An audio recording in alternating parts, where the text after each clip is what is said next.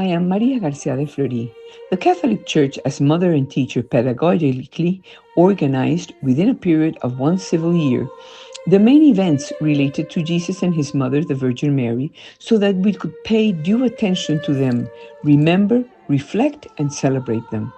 This is why the liturgical year is celebrated differently from the civil year, because the liturgical year marks and commemorates the mysteries of the life of Christ, where his mother Mary is always included, from the Incarnation and Christmas to the Ascension, Pentecost, and the expectation of the blessed hope and coming of the Lord.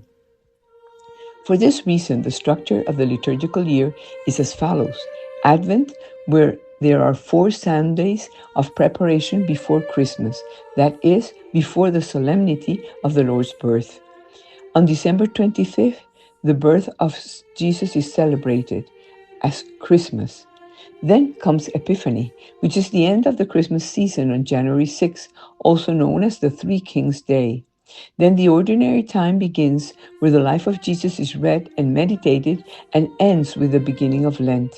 Lent is that liturgical time that begins on Ash Wednesday and lasts for 40 days, ending in Holy Week, which is that period from Palm Sunday to Easter Sunday. We call Easter the time that begins after Easter Sunday and ends in Pentecost, which is when the coming of the Holy Spirit on the apostles is celebrated. At the end of all this, the second ordinary time begins, which goes from Pentecost to the Feast of Christ the King. The Feast of Christ the King is celebrated on the last Sunday of the liturgical year and always falls in the month of November.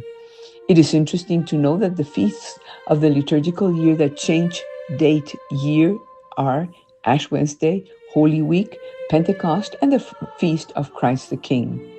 To calculate these days, the day on which Holy Thursday is set, which coincides with the full moon. This full moon occurs between March and April, and it is taken as a reference. The Feast of Christ the King has an eschatological meaning as we celebrate Christ as King of the entire universe. We know that the kingdom of Christ has already begun since it became present on earth from his coming to the world almost 2,000 years ago.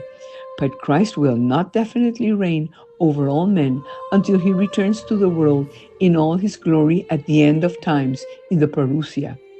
The Feast of Christ the King highlights the importance of Christ as the center of all universe history.